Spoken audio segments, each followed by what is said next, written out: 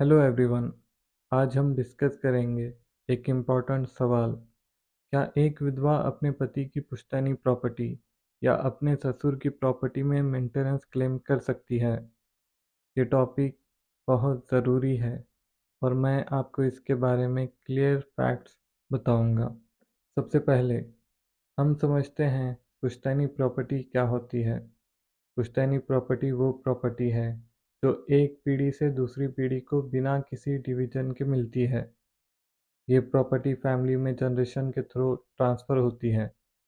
Hindu maintenance act section 19 कहता है, अगर एक विधवा का पति मर जाता है और उसके पास खुद की इनकम या प्रॉपर्टी नहीं है तो वो अपने ससुर के पास मेंटेनेंस के लिए जा सकती है, लेकिन सिर्फ तब जब ससुर के पास पुश्तैनी प्रॉपर्टी हो। यानी अगर आपके पति के फादर के पास पुश्तैनी प्रॉपर्टी है तो वो आपके गुजर बसर करने के ज़िम्मेदार हैं।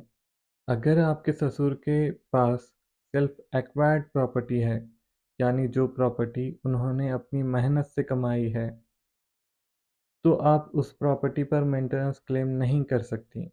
कानून इस बारे में बिल्कुल सीधा है। अब ये समझना ज़रूरी है कि पुश्तैनी प्रॉपर्टी से मेंटेनेंस क्लेम करने के लिए कौन सी शर्तें ज़रूरी हैं।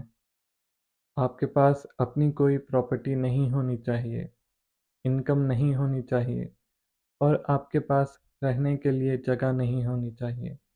अगर ये सब कंडीशंस पूरी होती हैं तभी आप पुश्तैनी प्रॉपर्टी से मेंटेनेंस क्लेम कर सकती हैं। एक केस एग्जांपल लेते हैं, राजकिशोर मिश्रा वर्सेस मीना मिश्रा। इस केस में कोर्ट ने ये डिसाइड किया कि अगर ससुर के पास पुश्तैनी प्रॉपर्टी है तो उन्हें अपनी बहू का गुजर बसर करना पड़ेगा, लेकिन अगर प्रॉपर्टी सेल्फ एक्वायर्ड प्रॉपर्टी है तो उन्हें कोई जिम्मेदारी नहीं है। तो कंक्लूजन ये है कि एक विधवा अपने पति की पुश्तैनी प्रॉपर्टी में मेंटेनेंस क्लेम कर सकती है अगर उसके पास खुद की इनकम, प्रॉपर्टी या रहने की जगह नहीं है, लेकिन सेल्फ एक्वायर्ड प्रॉपर्टी पर कोई क्लेम नहीं होता। ये रूल्स सब विधवाओं के लिए ज़रूरी हैं ताकि वो अपने हक जाने और अपने अधिकारों के लिए लड़ सकें।